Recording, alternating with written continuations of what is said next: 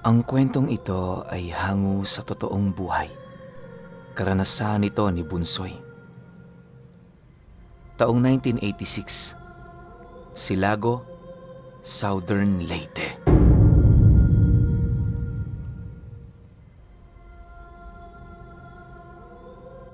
Kakalaya lang mula sa bilangguan itong si Bunsoy. 2 dekada niyang pinagsilbihan ang kanyang parusa para sa kaibigan niyang napatay niya. Hindi naman niya talaga sinasadya ang bagay na yon. Napilitan lang siyang gawin ito sa kadahilanang nalagay din sa alanganin ang buhay niya. Mahaba-habang taon man ang nawala kay Bunsoy, minabuti naman niyang wag na yung isipin, gawa ng naniniwala siya, hindi pa naman huli ang lahat. Kahit papaano, may binalikan pa naman siyang pamilya na siya namang paglalaanan niya ng natira niyang buhay.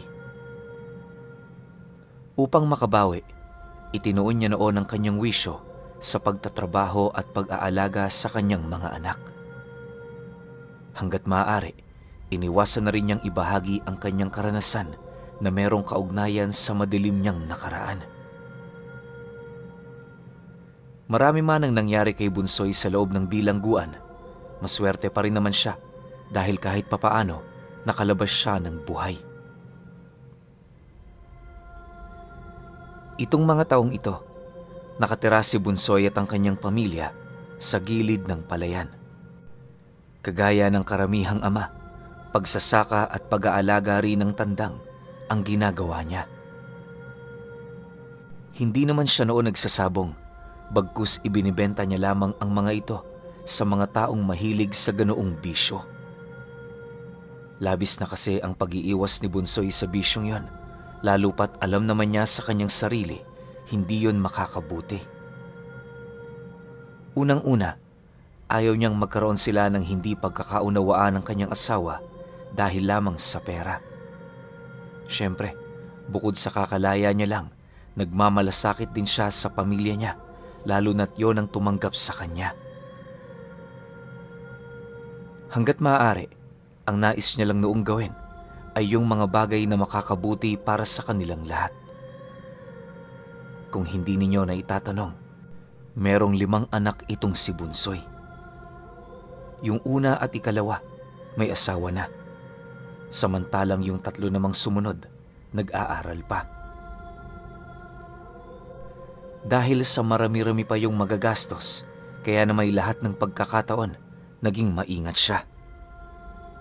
Kapag hindi naman kailangan, hindi niya yon paglalaanan ng salapi. Palagi ring asawa niya ang masusunod sa paggastos, gawa ng magaling yung makitawad at makipag-usap sa mga manininda.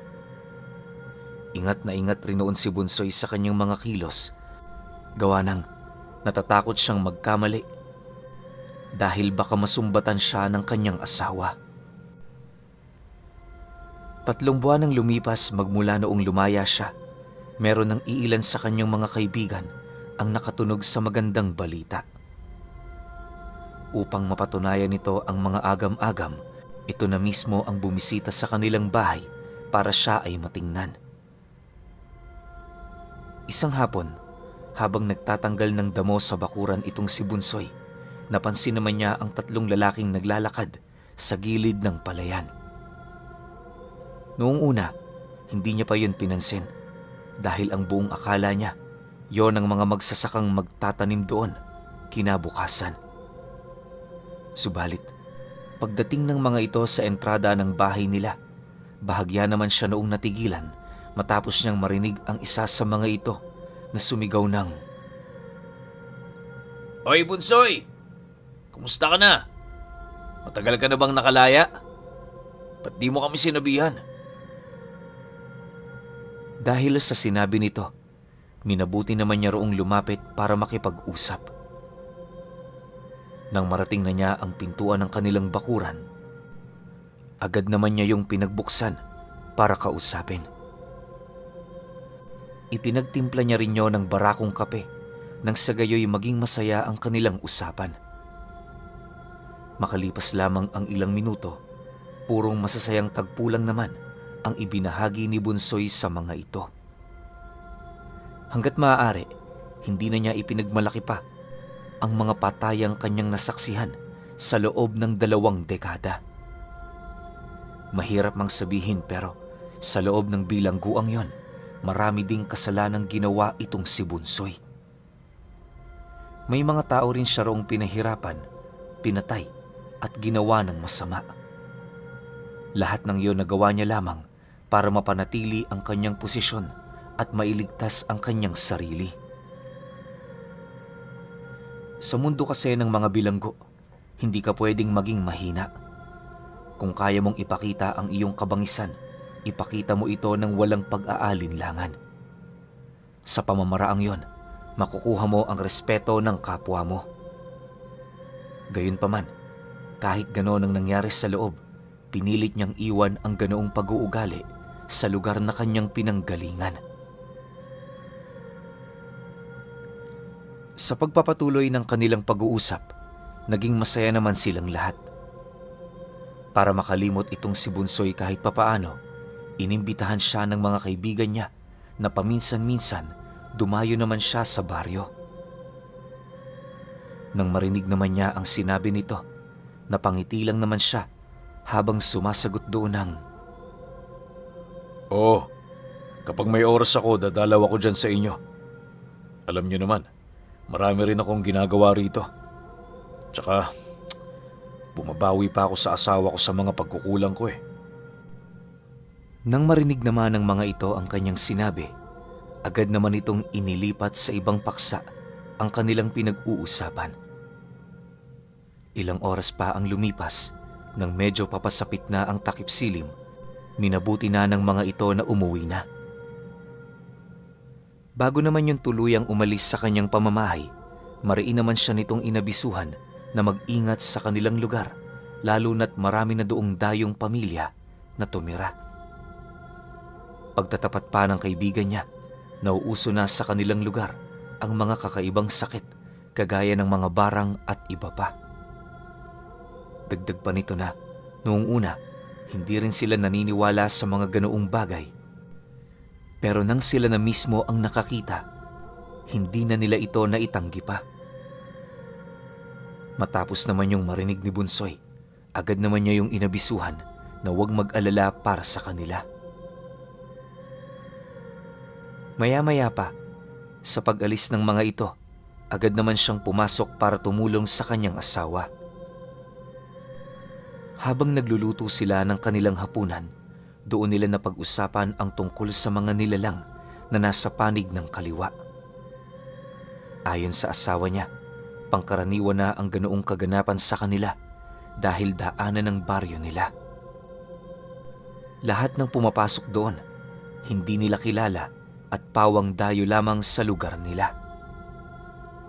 Pagtatapat pa nito na, yun din ang rason kung bakit hindi niya pinapasama itong si Bunsoy sa sentro ng kanilang baryo. Matapos naman niyang marinig ang sinabi nito, hindi naman niya mapigilang umalma, gawa ng sa isip-isip niya, sino pa ang magtatangka sa buhay niya. Bukod sa hindi naman siya bata, wala rin naman siyang atraso sa kahit na sino sa mga ito. Dahil sa kanyang sinabi, napabuntong hininga lang naman ang kanyang asawa habang sumasagot ng, "Kahit na nga, alam mo yung mga taong yan, wala yang pinipili. Kahit inosente ka, basta tipo ka nila, may paglalagyan ka. Dito ka na lang para mabantayan mo ang palayan. Gayon din ang mga anak mo. Bakasyon na nila kahapon, kaya wala silang mairarason sa'yo para umalis dito." Dahil sa sinabi nito, wala naman siyang nagawa kundi ang sumang-ayon. Matapos ang kanilang hapunan, agad naman siyang lumabas ng bahay nila para magpahangin.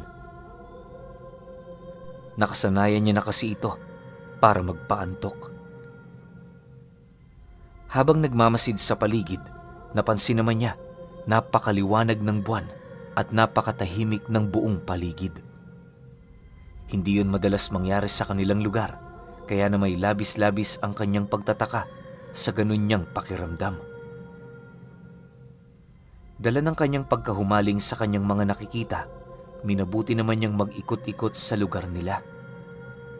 Una niyang pinuntahan ay yung parte ng bakuran nila kung saan naroon ang mga ibinibenta niyang tandang. Pero pagdating niya sa lugar na yon, bahagya namang nabaling sa labas ng bahay nila ang kanyang atensyon. Hindi niya mawari pero sa unahang parte ng palayan, meron siyang nakitang isang puno na may napakaputing bulaklak sa itaas nito. Habang patuloy niya yung pinagmamasdan, may kung ano sa kanyang katawan ang nag-uudyok na puntahan ng lugar na yon. Hindi naglaon, napansin na lamang ni Bunsoy, dahan-dahan na pala siyang lumalabas sa bakod ng kanilang bahay. Upang malaman kung ano ang kanyang nakikita, minabuti na niyang puntahan na lamang ito. Sa isip-isip niya, hindi naman siya mauhuli ng kanyang asawa kung bibilis-bilisan niya. Pagkaraan pa ng ilang minutong paglalakad, nang makatawid na siya sa palayan, unti-unti nang nagiging malinaw para sa kanya ang bagay na umagaw ng kanyang atensyon. Isang bulaklak? Ano naman kayang punong may ganyang kalaking bulaklak? Wika ni Bunsoy sa kanyang isipan habang pinagmamasdan ng malapitan ang isang kulay puting bulaklak na nakalagay sa pinakatuktok ng isang punong halos walang sanga. Matapos naman niyang makapagwika, dahan-dahan naman niyang hinawakan ng katawan ng puno kung saan sa isang iglap, doon bumungad sa kanya ang dami ng mga impaktong nakakapit sa katawan nito. Bawat isa sa mga nilalang na yon, animoy nagpapaligsahan para makuha ang bulaklak. Dahil sa kanyang mga nakita, agad naman siyang nagpasya na lisanin na ang lugar.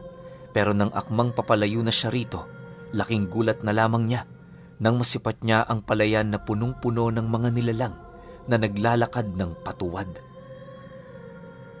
Hindi niya mawari kung ano ang mga ito, pero sa estado ng mga nilalang na yon, nasisiguro niyang hindi yon pangkaraniwang tao. Dahil sa kanyang mga nasilayan, agad naman siyang bumalik sa kinaroroonan ng puno para magtago sa kakahuyang nasa unahang bahagi lang nito. Para kay Bunsoy, yon ang pinakamagandang gawin kesa naman magpumilit na dumaan sa palayan kahit napakarami niyang nakikitang aswang. Awa naman ng Diyos, nagawa niyang makatago sa kakahuyan nang hindi siya natutunugan. Akala niya magiging madali lang para sa kanya ang lahat, pero pagkaraan pa ng ilang minuto, dahan-dahan na siyang nilalamo ng kilabot dahil sa biglaang pagpula ng liwanag ng buwan. Samot-saring huni na rin ang kanyang naririnig at halos hindi na niya maipaliwanag ang amoy ng hangin na kanyang nalalanghap. Sa kanyang pagmamasid, kitang-kita naman niya kung papaano mag-away-away ang mga nilalang habang inaakyat ang punong yon. Bawat segundo, merong nahuhulog dito. At pagbagsak nito sa lupa, kung hindi yon agarang namamatay, dumaranas muna yon ng matinding sakit bago yon tuluyang bawian ng buhay. May mga pagkakataon ding lumalagpak ang mga ito sa tabi ng pinagkukublian ni Bunsoy, pero hindi na siya nito napapansin pa. Maya-maya pa, bahagya naman siya noong natigilan matapos niyang marinig ang isang malakas na pag-atungal ng aswang. Pagsilay naman niya sa tuktok ng puno, kitang-kita niya yung hawak-hawak na ang bulaklak, subalit bago pa man yun makalipad papalayo, bigla yung sinakmal ng isang asong parang anino ang buo nitong anyo. Dahil sa pangyayaring yon, nakipagbuno naman ang aswang na siyang naging sanhi upang malaglag silang pareho sa lupa. Sa pagbagsak ng dalawa, sakto namang lumagapak yon sa tabi ni Bunsoy, kaya doon naman siya nagkaroon ng pagkakataon para nakawin ang hawak nitong bulaklak.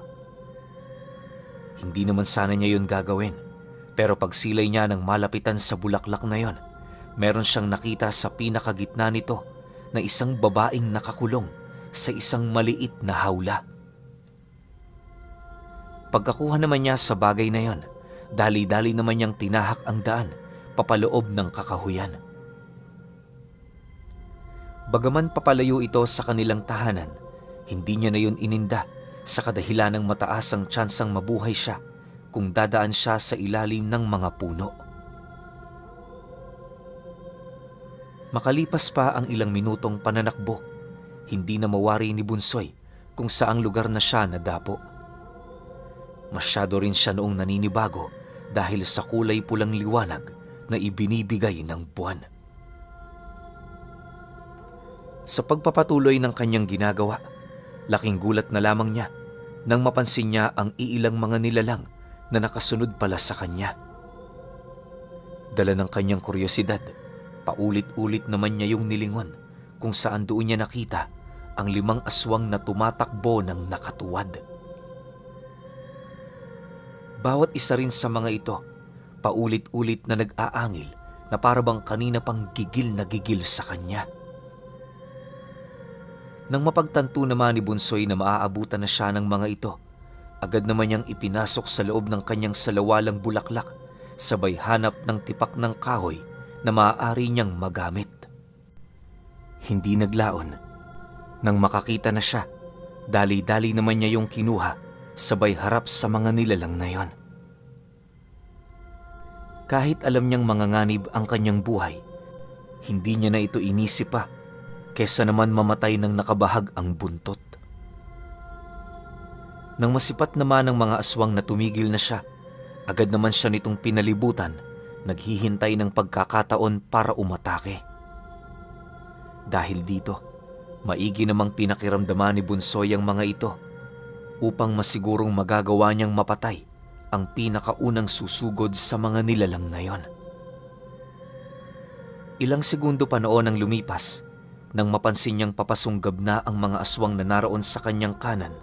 Buong puwersa naman niya yung sinalubong ng kanyang kamao, sabay hawak sa ulo nito. Matapos niya yung gawin, direkta niyang pinagsusuntok ang pagmumukha nito, sabay hilas sa kamay nito, kung saan doon na siya nagkaroon ng pagkakataon para ibigti ang nilalang na yon sa kanyang balikat. Matapos naman yung masipat ng 4 pa nitong kasama, agad naman yung nagtulong-tulong para pabagsakin siya. Pero dahil sa karanasan ni Bunsoy sa pakikipaglaban, naging mahirap para sa kanila na yon ay maisakatuparan. Kung hindi nagtamo ng saksak ang mga nilalang na yon, nagkaroon yon ng iilang mga bali sa kanilang mga katawan. Sa pagpapatuloy ng ganoong pangyayari, walang pagdadalawang isip namang binali ni Bunsoy ang leeg ng hawak niyang aswang, sabay wika sa mga ito ng, "Kung sawa na kayo sa buhay ninyo, sugod lang. Subukan niyo ako para makita niyo ang hinahanap niyo." Nang marinig naman ng mga ito ang kanyang sinabi, paika-ika naman yung umatras habang patuloy pa ring nakatitig sa kanya. Maya-maya pa, napilitan na ring umalis ang mga ito para tumakas. Pagsilay naman ni Bunsoy sa pag-atras ng mga nilalang na yon, napabuntong hininga lang naman siya habang tinitingnan yung pinsalang natamo niya. Makalipas pa ang ilang minuto, kahit may 2 malalim na saksak siya sa tagiliran, pinilit niya pa ring maglakad, makabalik lamang sa kanilang tahanan. Yung buwan noon, unti-unti nang bumabalik sa dati ang kulay ng liwanag, kaya na may napagtanto niya, wala nang susunod sa kanya. 2 oras pa ang lumipas, nakarating na nga si Dansoy sa kanilang bahay. Dahil sa lalim na noon ng gabi, hindi na napansin ng kanyang asawa ang pagpasok niya. Maya-maya pa, dala ng kanyang pagod, minabuti naman niyang magpahinga kesa lagyan ng paunang lunas ang sugat na kanyang natamo. Sa pagsapit ng sumunod na araw, Pagising niya noon, bigla naman siyang napasigaw sa kadahilan ng lahat ng sugat at galos na kanyang natamo noong nagdaang gabi. Naglaho na lamang na parang bula. Nang marinig naman ng kanyang asawa ang kanyang sigaw, agad naman yung pumunta sa pinagpapahingahan niya para magbunganga. Dahil sa mga sinabi nito, wala namang nagawa itong si Bunsoy kundi yon ay yakapin. Ang tanging nasambit na lamang niya roon, nagpapasalamat siya dahil sa ikalawang buhay na ibinigay ng Diyos sa kanya. Matapos naman yung marinig ng kanyang asawa, hindi na yon nagpaligoy-ligoy pa na magpaalam sa kanya. Inilahad din ito, hindi yon makakatulong sa gagawin nilang pagtatanim ng palay noong mismong araw na yon. Nang marinig naman ni Bunsoy ang sinabi nito, napangiti lang naman siya habang sumasagot dito ng, "Huwag kang mag-alala. Kaya ko na to. Tsaka, hayaan mong ako naman ang sumalo ng mabibigat na trabaho. 2 dekada kang naging ama't ina sa mga anak natin. Hayaan mong ako naman ang gumawa nito." Matapos naman niyang makapag-wika, napangiti lang naman ang asawa niya habang dahan-dahang umaalis sa kanyang silid. Paglabas naman ito sa bahay nila, agad naman siyang bumangon para gawin ang mga naghihintay nilang trabaho sa kanilang bahay. Sa pagtungtong naman ng 7:00 ng umaga, naging abala na itong si Bunsoy sa pagtatanim ng palay. Mag-isa lang niyang trinabaho ang halos ilang kahon nito na siya namang ikinagulat ng mga magsasakang kasama niya. Kung iisipin kasi, hindi yon kakayanin ng iisang tao lang.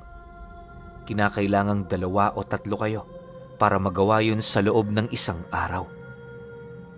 Pero sa estado ni Bunsoy, nakaya niya yung trabahuhin dahil sa ang tanging pahinga niya lamang noon ay ang pag-ihi at pagkain. Kinagabihan, ganun pa rin naman ang ginawa niya. Nagpahinga siya sa labas ng bahay nila na parabang walang nangyari. Pero sa pagkakataong yon, meron na siyang napapansing mga nilalang na umaaligid. Pakiramdam niya, sinusubaybayan siya ng mga ito, kaya sa mga sumunod na araw, pinili niyang magpakonsulta sa isang albularyo. Labis na rin siya noong napapaisip ukol sa bulaklak na kanyang nakuha noong nagdaang gabi. Bukod kasi sa hindi yun nalalanta, parang kristal ang bawat parte ng katawan nito. Magagawa mo naman yung mabaluktot, pero hindi mo yun kayang sirain ni putulin ang kahit isang talulot nito. Isang hapon, habang nag-uusap sila ng albularyo, doon niya napag-alaman na ang bulaklak na kanyang nakuha ay isa palang mutya. Tinatawag yung ilang-ilang kung saan ang kakayahan nito ay nakatuon sa purong panggagamot. Gayunpaman, depende sa nagtatangan, maaari niya itong magamit bilang pang-opensang kakayahan. Isipin niyo na lang, makikipaglaban kayo sa isang tao na walang kakayahang magtamo ng kahit na anong pinsala. Nagbibigay din yun ng karagdagang lakas sa katawan na halos hindi mo na mararamdaman ang pagod buhat sa trabaho. Dagdag pa ng albularyo na yung mga impaktong nakita niya sa puno nito, yon ang pangunahin nitong bantay. Mariinding inilahad ng matanda, hindi ang mismong puno na kanyang nakita ang totoong pinanggalingan ng bulaklak. Maaaring dinala lang yun doon ng mga impakto upang mailayo ito sa mga nilalang na naghahangad dito. Nang marinig naman ni Bunsoy ang sinabi nito, agad naman siyang napatanong sa matanda ukol sa rason ng mga aswang kung bakit nila pinagkaisahang kunin ang ganoong mutya. Meron kasi siyang paniniwala noon, hindi kayang panghawakan ng mga nilalang na nasa panig ng kaliwa ang anumang uri ng mutya na nasa kanan. Subalit, nang marinig naman yon ng albularyo, tumawa lang naman ito habang sumasagot sa kanya ng,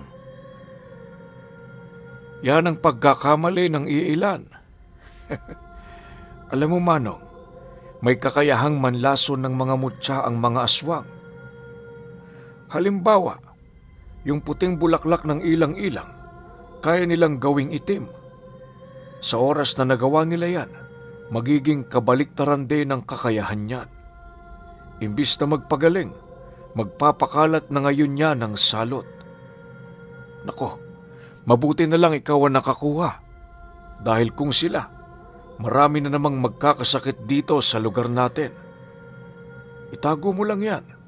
Gamitin mo lang sa lahat ng maisip mo. Pero sana, wag lang sama-sama.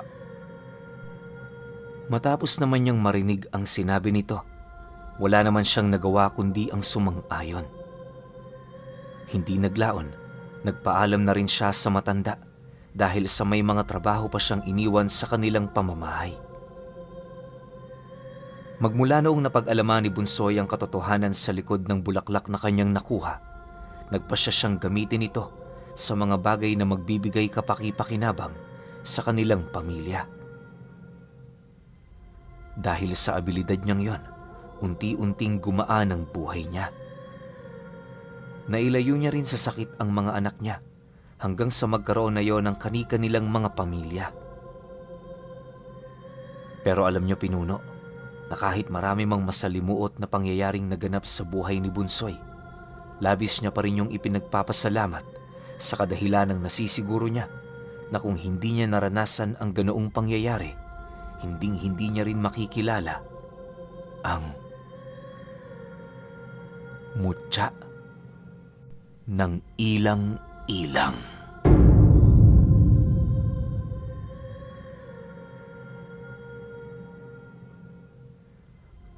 Okay, opinyon ko sa kwento. Grabe akong kinilabutan sa kwento na to. Kasi sa tanang buhay ko, narinig ko na tong mutya ng ilang-ilang pero hindi ko ina-expect na magkakaroon ako ng ganitong kwento rito.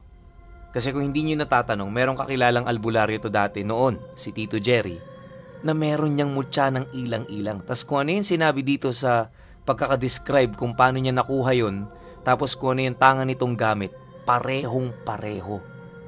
Magkaibang tao to ha. Ano pang taon nangyari to? Yung kay Tito Jerry, kopong-kopong pa nangyari yun. Kopong-kopong pang nangyari na nakuha niya yung mutya ng ilang-ilang. Ganun na katagal. Pero yung matanda na yon, di ko lang alam kung buhay pa yon hanggang ngayon.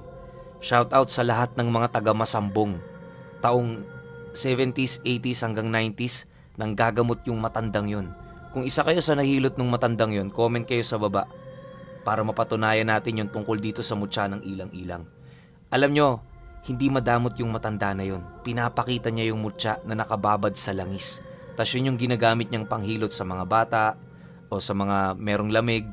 Tas lahat yun gumagaling kaagad. Kaya yung sinasabi dito na yung mutya ng ilang-ilang ginagamit sa purong panggagamot, naniniwala ako ron 1,000%. Totoong-totoo yun. Pero yung sinabi naman ng manggagamot na pag nakuha yun ng ibang lahi, yung mga lahi na nasa kaliwa, tapos nalason yung mutya, totoo rin yun. Gagamitin nilang lason yun.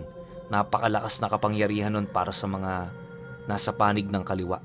Talagang salot at dilubyo yung pwedeng ihatid nila sa mga tao. Pero yun nga, buti na lang si Bunsoy yung nakakuha. Tsaka yung experience ni Bunsoy bilang isang, alam na natin na typical na bilanggo, nagamit niya yun yung nakipagsagupa siya sa mga aswang. Kaya ang laking bagay nun. Siguro tinulungan na rin siya ng mutya ng ilang-ilang kasi napasa kamay niya na eh. Ganyan naman yung mga mutya eh. Once na mahawakan mo, madikit sa balat mo, sa loob ng bibig mo, kakapit na kaagad yan. Kaya siya siguro nakapalag. Pero kayo, kung may opinyon kayo sa kwentong ito, comment nyo lang sa baba. Yun lang. Hanggang sa susunod na kwento. Salamat.